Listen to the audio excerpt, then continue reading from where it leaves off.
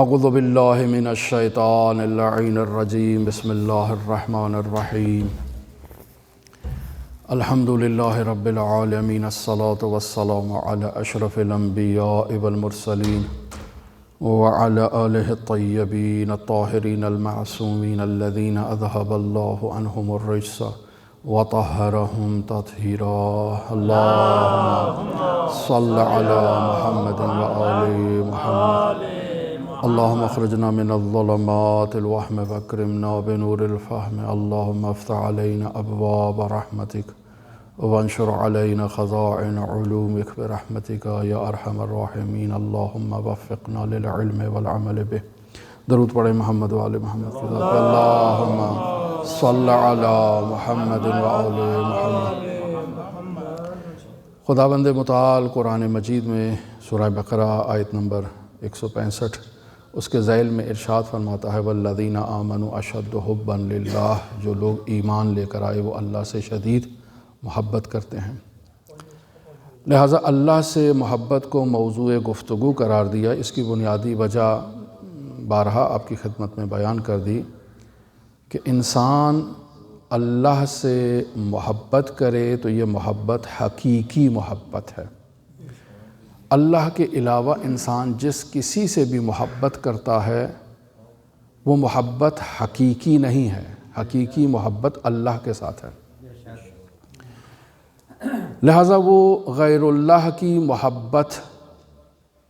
مجازی ہے، حقیقی نہیں ہے، اور اگر اللہ کے مقابلے میں کسی سے محبت کی جائے تو وہ شرک ہے۔ لہٰذا جتنی بھی محبتیں ہیں وہ اللہ ہی کی محبت سے سرچشمہ پکڑتی ہیں اور وہیں سے جاری ہوتی ہیں۔ لہٰذا انسان اللہ کی محبت پر اگر توجہ کرے، چونکہ ہم سب کے دلوں میں اللہ کی محبت کی شمع اور روشن ہے، اور جس قدر ہم اللہ کی محبت کی اس شمع کو اپنے دلوں میں، اپنے قلوب میں شعلہ ور کریں گے، اس کو مزید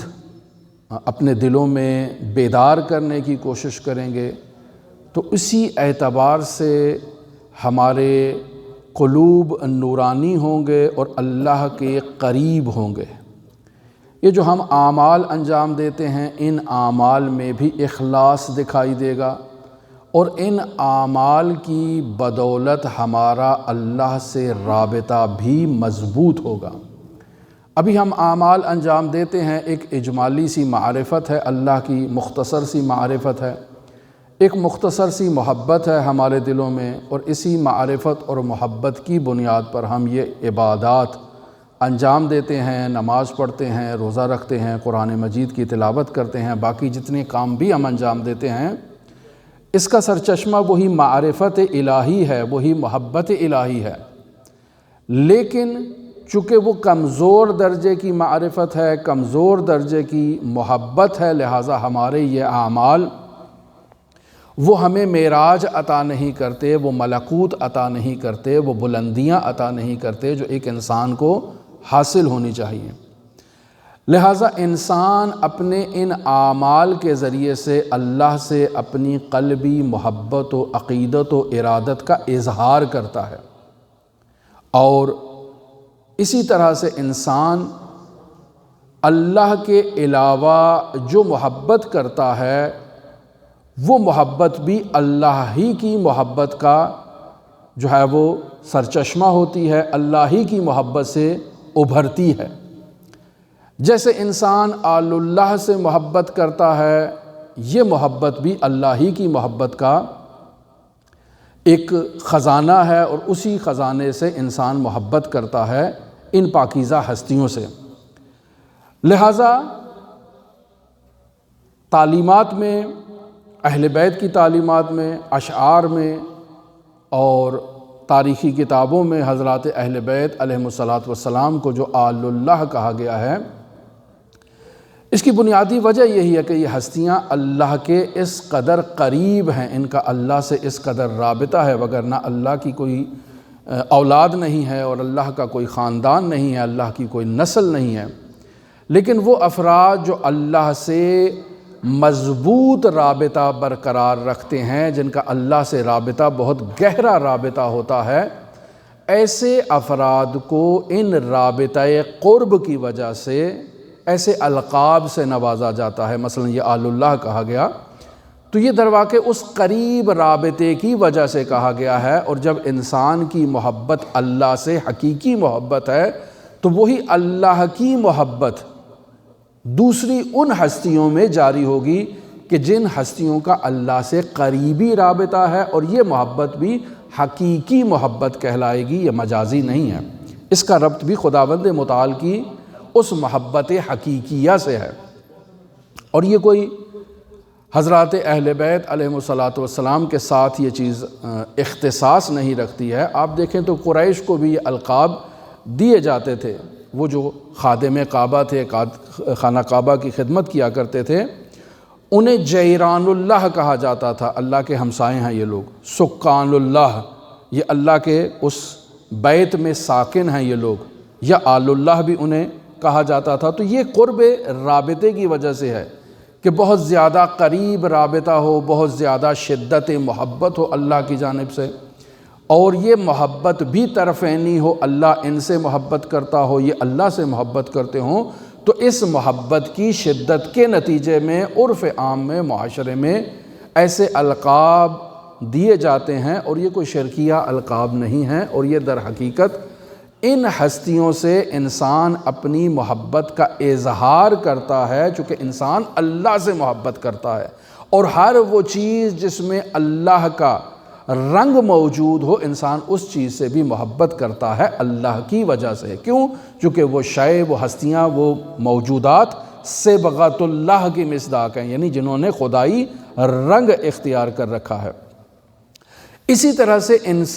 ایک انسان دوسرے انسان سے، ایک مومن دوسرے مومن سے جو محبت کرتا ہے، چونکہ یہ محبت بھی اللہ کی محبت سے سرچشمہ اختیار کرتی ہے، اس مومن کو اللہ سے ایک نسبت حاصل ہے، اسی نسبت کی وجہ سے انسان اس مومن سے محبت کرتا ہے، تو چونکہ اللہ سے منسوب ہو چکا ہے، لہٰذا وہی محبت جو انسان اللہ سے کرتا ہے، اسی محبت کی ایک شاخ، ایک تجلی انسان اس مومن سے محبت کرتا ہے، چونکہ یہ مومن اللہ پر ایمان رکھتا ہے۔ جو اس کے درجات میں اضافہ ہوتا جائے گا، مومن کا قلب اس دوسرے مومن کے لیے تڑپتا رہے گا، جوش میں آئے گا، وجد میں آئے گا، اس سے ملاقات کرنے کے لیے بیتاب رہے گا۔ یہ تمام محبتیں اسی حقیقی محبت کا خزانہ ہے جو خداوند متعال کی محبت سے سرچشمہ پکڑتی ہے۔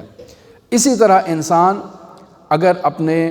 والدین سے محبت کرتا ہے، اپنے بیوی بچوں سے محبت کرتا ہے،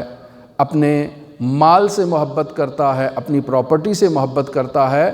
تو یہ تمام محبتیں بھی اگر اللہ ہی کی محبت کا تسلسل ہوں کہ یہ والدین جو میرے والدین ہیں، بالآخر یہ والدین اسی خداوند متعال کی ایک نعمت ہے میرے لیے، یہ اولاد اسی کی نعمت ہے، یہ مال اسی کی نعمت ہے، اسی کا عطا کرتا ہے، اور اسی تک پہنچنے کا ایک ذریعہ ہے۔ اگر انسان والدین کے حق میں ناانصافی کرتا ہے تو انسان اللہ تک نہیں پہنچ سکتا۔ بس مجھے اللہ تک پہنچنا ہے تو اللہ تک پہنچنے کا راستہ یہ ہے کہ میں اپنے والدین کے ساتھ احسان کروں، نیکی کروں، اچھا سلوک اختیار کروں، اپنی زوجہ کے ساتھ گھر میں اچھا سلوک اختیار کروں، ایک انسانی سلوک اختیار کروں، اور اسی طرح سے اولاد کے حقوق کو ادا کروں۔ تو جو انسان اس انداز میں اپنے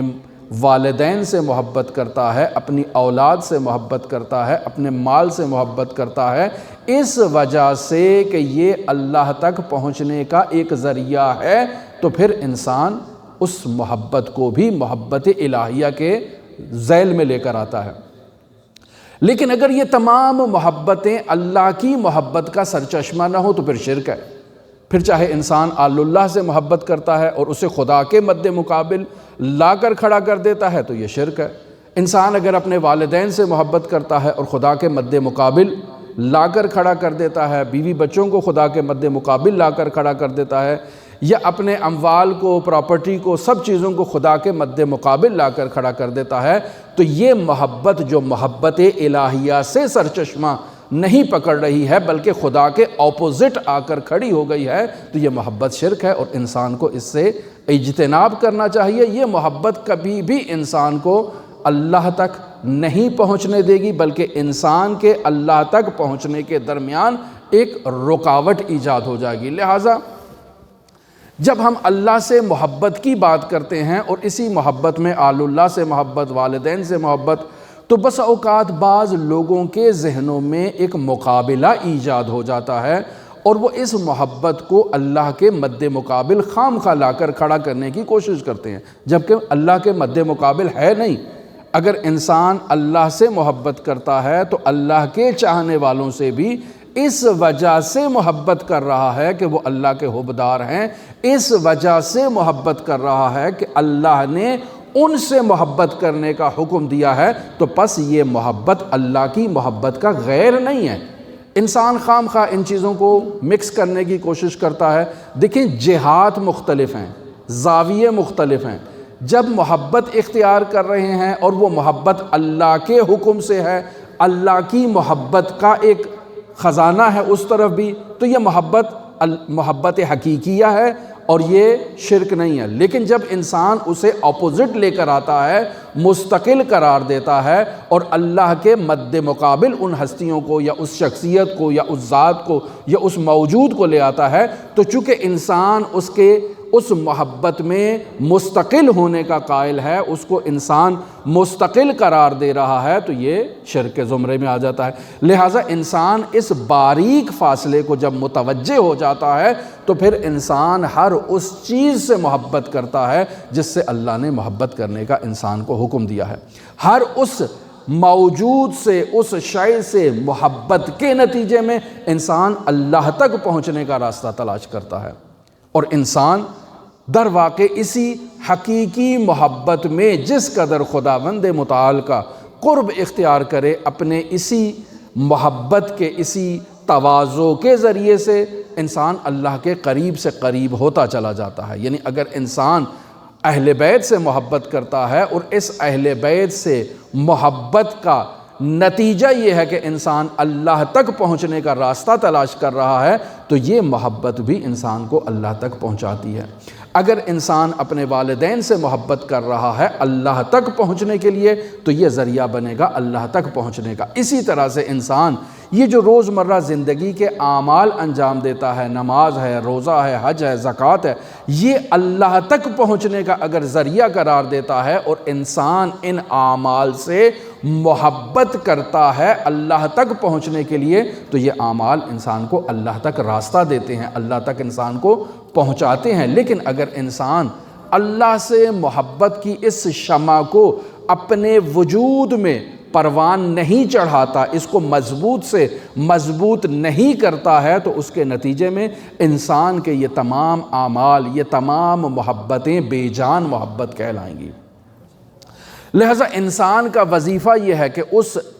ابتدائی معرفت کو، اس ابتدائی محبت کو روز بروز انسان مضبوط کرتا چلا جائے اپنے وجود میں، اور جیسے جیسے انسان کی وہ محبت مضبوط ہوتی جائے گی، انسان اپنے محبوب کے قریب ہونے کی کوشش کرے گا۔ یہ ایک فطری قاعدہ ہے، خداوند متعال نے انسان کے وجود میں اس محبت کو رکھ دیا ہے، انسان کی فطرت میں خداوند متعال نے اس محبت کو ڈال دیا ہے۔ لہٰذا انسان اپنے اسی فطری غریزے اور فطری تقاضے کے پیش نظر انسان اس محبت کی طرف آگے بڑھ سکتا ہے، بشرطے کہ انسان اس محبت کے اوپر گناہوں کا غبار نہ ڈالے۔ جو انسان اس محبت کے اوپر گناہوں کے غبار کو ایجاد کرتا ہے، یہ محبت جو ہے وہ غیر الہی محبت بنتی چلی جاتی ہے، یہ محبت انسان کو خدا سے دور کرتی چلی جاتی ہے، چونکہ انسان نے اسے گناہ کی آلودگی میں آلودہ کر دیا ہے۔ لہٰذا انسان کا وظیفہ یہ ہے کہ اپنے وجود میں اس محبت کو مضبوط کرنے کے لیے انسان توسل کرے اور اپنے وجود کو ان گناہوں سے پاکیزہ رکھے جو گناہ اس انسان کو آلودہ کر دیتے ہیں۔ لہٰذا انسان اس محبت کو مزید جب اپنے وجود میں تلاش کرنا چاہتا ہے تو انسان سب سے پہلے اس محبت کے آثار کو تلاش کرے۔ مثلا مثال دی جاتی ہے بطور معمول، محبت کی جب مثال دیتے ہیں تو ماں کی مثال دی جاتی ہے کہ ماں کو اولاد سے شدید محبت ہوتی ہے۔ خوب، ایسی محبت ہوتی ہے کہ ماں کا یہ دل چاہتا ہے کہ اس کی اولاد ہر وقت اس کے سامنے ہو، اس کی نظروں کے سامنے ہو، وہ اس کی پرورش کرے، اس کے لباس کو مرتب کرے، اس کی تعلیم و تربیت کا خیال رکھے، اس کو آگے پروان چڑھائے۔ ماں ہرگز اپنے بچے سے دوری کو برداشت نہیں کرتی ہے۔ خوب، یہ محبت کی ایک نظیر ہے۔ پس اس ماں کے قلب میں محبت ایجاد کرنے والا پروردگار اس انسان سے، اس ماں سے کئی گنا زیادہ محبت کرتا ہے۔ جب اللہ انسان سے محبت کرتا ہے تو اللہ ہی کا بھی یہی روش ہے کہ اللہ نہیں چاہتا کہ اس کا بندہ اللہ سے دور ہو۔ اللہ اس بندے کو اپنے قریب دیکھنا چاہتا ہے۔ لہٰذا انسان جب محبت کرتا ہے تو اس انسان محب کا دل خود بخود اپنے محبوب کی طرف کھنچا چلا جاتا ہے۔ انسان اپنے محبوب سے دور نہیں ہو سکتا۔ ہمارے اعمال عبادی میں جو کمزوری مشاہدہ کی جا رہی ہے، یہ ہماری نماز جو ہمیں گناہوں سے نہیں روک پا رہی ہے، چونکہ نماز کا کام ہے کہ انسان کو برائیوں سے روکے، انسان کو گناہوں سے محفوظ کرے۔ یہ نماز ہمیں گناہوں سے محفوظ نہیں کر رہی، ہمیں برائیوں سے نہیں روک رہی ہے۔ اس کا مطلب یہ ہے کہ اس کے نماز کے اندر وہ محبت کی جو مقدار ہے اس میں کمی ہے، اس میں اضافہ کرنے کی ضرورت ہے۔ جیسے جیسے انسان ان اعمال عبادی میں محبت کی مقدار کو اضافہ کرتا چلا جائے گا، یہ انسان کو معراج عطا کریں گے، انسان کو ترقیاں عطا کریں گے، ایسی ترقی عطا کریں گے کہ انسان کا خداوند متعال سے ایک ایسا گہرا رابطہ قائم ہو جائے گا کہ پھر یہ انسان خداوند متعال سے فاصلہ اختیار کرنے پر راضی نہیں ہوگا، خداوند متعال کی دوری کو تحمل نہیں کرے گا۔ کیوں؟ چونکہ محبوب کی یہ خصوصیت ہے، محب ہمیشہ اپنے محبوب کی طرف کھنچا چلا جاتا ہے، اپنے محبوب کے قریب رہنے کی خواہش کا اظہار کرتا ہے۔ تو یہ کیسی محبت ہے ہمیں اللہ سے کہ ہم اللہ کی طرف کھنچے چلے نہیں جاتے، ہمارا اللہ کی طرف ایک کشش کا رابطہ برقرار نہیں ہوتا۔ ہم جب نماز پڑھتے ہیں تو وہ نماز میں وہ کشش موجود نہیں ہے کہ جو نماز ہمیں ملکوت کی طرف، بلندیوں کی طرف لے جائے۔ اس کی بنیادی وجہ یہی ہے کہ انسان کی اس محبت کے اوپر جو ہے وہ گناہوں کے غبار آ چکے ہیں، اور انسان کو ان غباروں سے اپنی محبت کو پاکیزہ کرنا ہے اور اس محبت کو مزید پروان چڑھانا ہے، اور خداوند متعال کی جانب سے انسان نے سفر کرنا ہے۔ لہٰذا اللہ بھی اسی ماں کی طرح انسان سے محبت کرتا ہے، بلکہ ماں سے کئی گنا زیادہ اللہ کو اس بندے سے محبت ہے۔ اللہ یہ چاہتا ہے کہ یہ بندہ اس کے ہمیشہ قریب رہے، اللہ یہ چاہتا ہے کہ یہ بندہ ہمیشہ اور ہمیشہ اللہ کی طرف متوجہ رہے، اور اس کے ذہن میں اللہ کے علاوہ اور کسی کی توجہ آئے ہی نہیں۔ یہ اللہ کی خواہش ہے کہ یہ بندہ اللہ ہی کی طرف ہمیشہ متوجہ رہے۔ اللہ کی یہ خواہش ہے کہ میرا یہ بندہ میری خوشنودی اور میری رضا حاصل کرنے کے لیے جد و جہد کرے، کوشش کرے، اعمال عبادی کو انجام دے، میرا تقرب حاصل کرنے کے لیے یہ بندہ جو ہے وہ سر دھڑ کی بازی لگانے کے لیے تیار ہو جائے۔ پس اگر انسان ان چیزوں کی طرف متوجہ نہیں ہے تو اس کا مطلب ہے وہ محبت ابھی ہمارے اندر کمزور ہے۔ پس خداوند متعال کی اس محبت کو ہمیں دوسرے لوگوں کی محبت کے مقابلے میں نہیں لے کر آنا، یعنی اللہ کے مد مقابل جتنی موجودات سے بھی انسان محبت کرتا ہے، چاہے وہ حضرات اہل بیت ہیں، چاہے وہ انسان کے اپنے گھر میں موجود افراد ہیں، یہ تمام محبتیں اللہ کی محبت سے سرچشمہ لیں تو پھر یہ محبت انسان کو خداوند متعال کے قریب کرتی ہے، اور انسان روز بروز اپنے وجود میں اس محبت کی شدت میں اضافہ کرتا چلا جائے۔ پس جب اللہ کو بندے سے محبت ہے اور اللہ چاہتا ہے کہ بندہ میرے قریب ہو، جب اللہ چاہتا ہے بندہ میری طرف متوجہ ہو، جب اللہ چاہتا ہے کہ یہ میری رضا اور میری خوشنودی کے لیے اعمال کو انجام دے، تو مد مقابل اللہ سے بھی انسان کو توقعات ہوتی ہیں۔ انسان کو توقعات ہیں اللہ سے، اور اللہ سے توقع یہی ہے کہ اللہ بھی انسان کی طرف متوجہ ہو، اور اللہ تو ہر لمحہ انسان کی طرف متوجہ ہے۔ کوئی لحظہ ایسا نہیں ہے کہ اللہ اپنے بندے سے دوری اختیار کرے، لہٰذا یہ رابطہ طرفینی ہے، یعنی محبت کا یہ رابطہ، جتنا اللہ کو انسان سے محبت ہے، اگر انسان کو بھی اللہ سے محبت ایجاد ہو جائے تو یہ رابطہ دونوں طرفہ کا آپس میں ایک ایسا مضبوط رابطہ قائم ہو جاتا ہے کہ یہ انسان اس فرش سے عرش پر اللہ کی بارگاہ میں ملکوت کے ذریعے سے پہنچ جاتا ہے۔ لہٰذا جو اللہ سے محبت کرتا ہے، اللہ کا محب ہے، تو یہاں اس کی یہ ذمہ داری ہے کہ وہ چونکہ اللہ سے محبت کرتا ہے تو جتنے بھی افراد اس فرش زمین پر اللہ سے محبت کرتے ہیں، اس کے وجود میں ان تمام لوگوں سے بھی محبت ایجاد ہوگی، چونکہ یہ محبت حقیقیہ کا مصداق ہیں۔ وہ تمام مؤمنین جو روئے زمین پر موجود ہیں، اللہ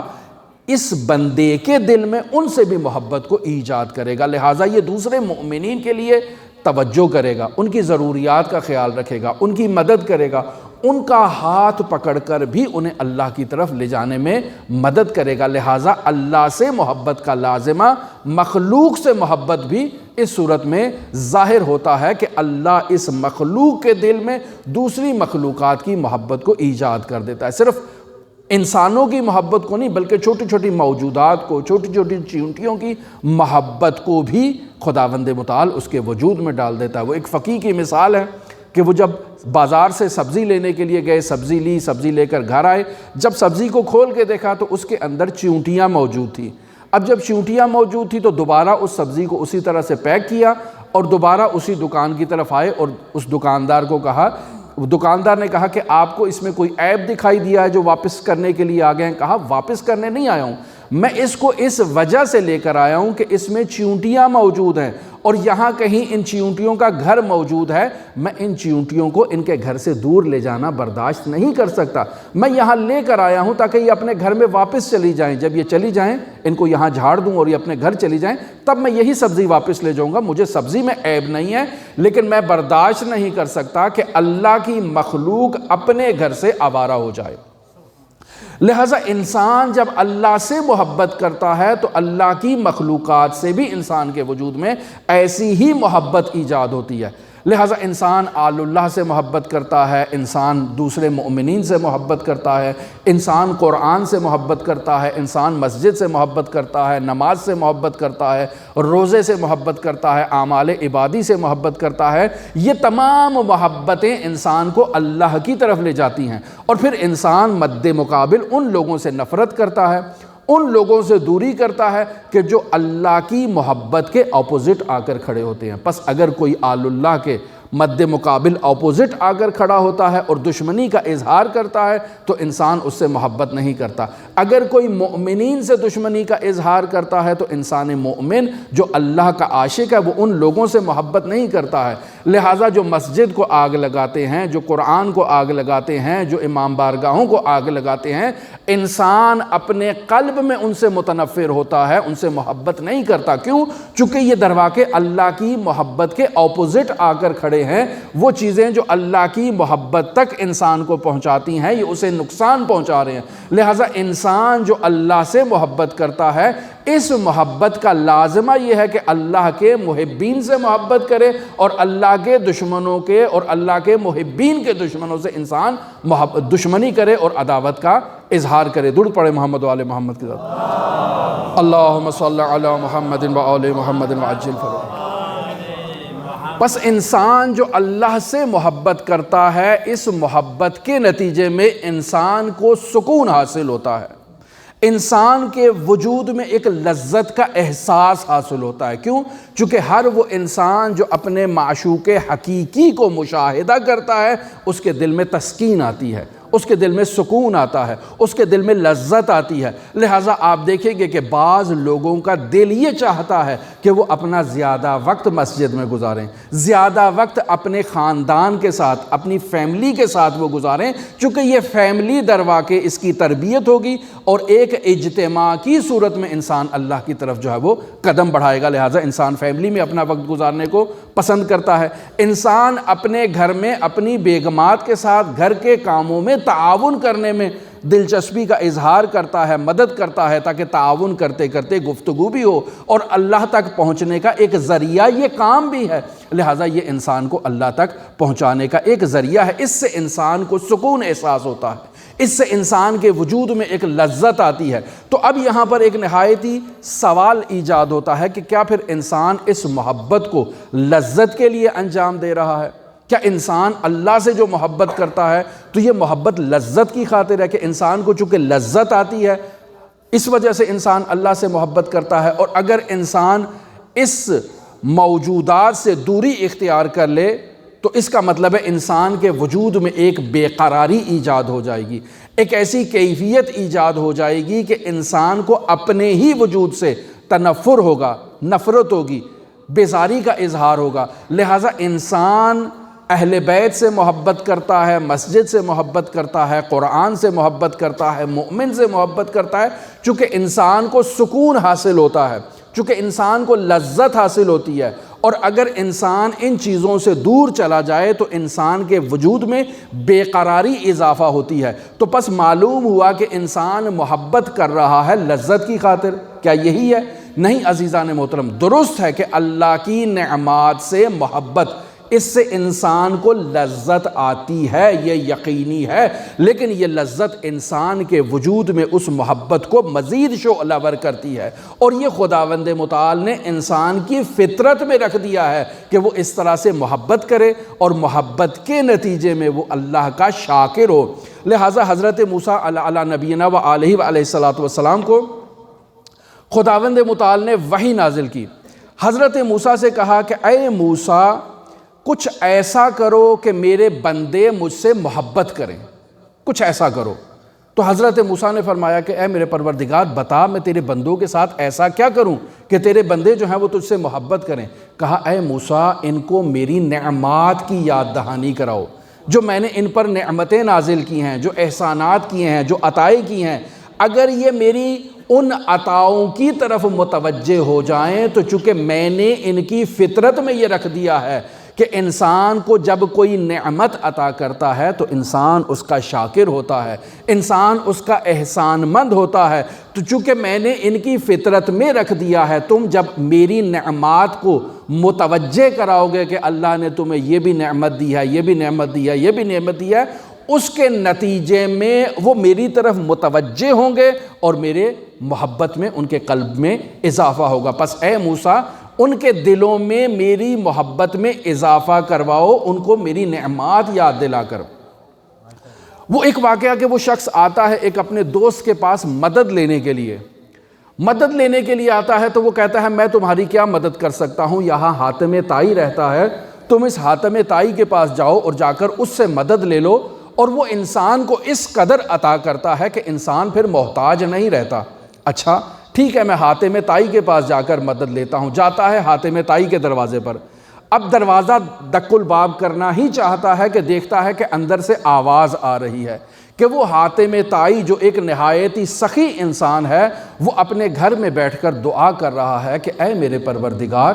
یہ تیری مخلوق میرے دروازے پر آتی ہے، ان کی مجھ پر نظریں ہیں، مجھ سے تقاضا رکھتی ہے، اے میرے پروردگار تو مجھے اتنا عطا کر کہ میں تیری کسی مخلوق کے آگے شرمندہ نہ ہوں اور تیری مخلوق کو میں وہ عطا کر دوں۔ اب یہ شخص جو اس دعا کو سنتا ہے واپس پلٹ آتا ہے۔ اب جب واپس پلٹتا ہے تو وہ اس کا دوست اس سے سوال کرتا ہے کہ تو حاتم طائی کے پاس گیا تھا خیرات لینے کے لیے، کیا لے کر آیا ہے؟ تجھے حاتم نے کیا دیا؟ کہا میں حاتم کے پاس لینے تو خیرات گیا تھا، لیکن وہاں جا کر مجھے معلوم ہوا کہ وہ تو مجھ سے بھی زیادہ محتاج ہے، تو میں نے جب اس کی اس احتیاج کو سنا کہ وہ کسی اور سے مدد مانگ رہا ہے تو میں نے یہ سوچا کہ میں بھی اسی سے کیوں مدد نہ مانگوں کہ جس سے یہ حاتم طائی سوال کر رہا ہے۔ تو جس سے حاتم سوال کر رہا ہے، اگر انسان اپنے وجود کی گہرائی سے اسی ذات کی طرف متوجہ ہو جائے تو وہ ذات انسان کو خالی نہیں لوٹاتی ہے، انسان کو عطا کرتی ہے۔ اب اللہ انسان کو کیسے عطا کرتا ہے؟ مثلا روایت میں بیان ہوتا ہے کہ انسان کا اگر وضو ختم ہو جاتا ہے تو انسان اگر اس وضو ختم ہونے کے بعد دوبارہ وضو نہیں کرتا تو اس انسان نے اللہ پر جفا کی ہے، یہ روایت ہے۔ اب اس نے وضو کر لیا،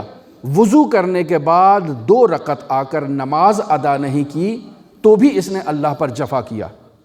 اچھا، وضو بھی کر لیا، نماز بھی پڑھ لی، اب نماز پڑھنے کے بعد اگر اس نے اپنے ہاتھوں کو اللہ کی بارگاہ میں دعا کے لیے نہیں اٹھایا تو بھی اس نے اللہ کے اوپر جفا کی ہے۔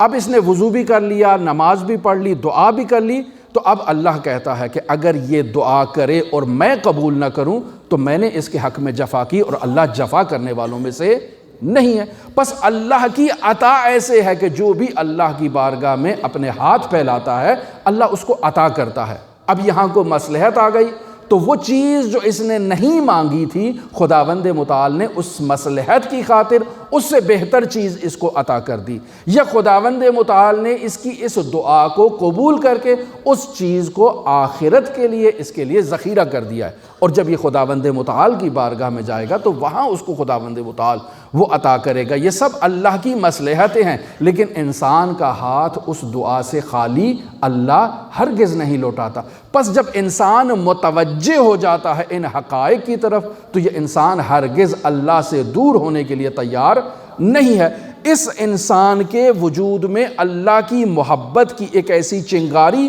روشن ہو جاتی ہے کہ جس کا سب سے ابتدائی درجہ یہ ہے کہ آج اسے نعمات کی یاد کروانی پڑتی ہے کہ اللہ نے تجھے گھر دیا ہے، اللہ نے تجھے گاڑی دی ہے، اللہ نے تجھے اولاد دی ہے، اولاد صالح دی ہے، پاکیزہ دی ہے، اچھا کاروبار دیا ہے، اتنے وسائل دیے ہیں کہ تو زندگی میں اللہ کا شکر ادا کرے۔ کسی کے آگے ہاتھ پھیلانے کے لیے اللہ نے تجھے محتاج قرار نہیں دیا ہے، اللہ نے تجھے تمام جسمانی اعضاء عطا کیے ہیں جو تندرستی کی علامت ہے، تو یہ اللہ کی نعمات ہے۔ انسان کی محبت کا ابتدائی درجہ یہ ہے کہ انسان ان نعمات کو دیکھ کر اللہ کی طرف متوجہ ہوتا ہے اور اللہ کا شکر ادا کرتا ہے۔ لیکن اسی محبت کا اعلیٰ درجہ یہ ہے کہ انسان اپنے محبوب کی ان نعمات سے نظر انداز ہو کر خود محبوب کی طرف متوجہ ہوتا ہے۔ لہٰذا حضرت امام زین العابدین علیہ السلام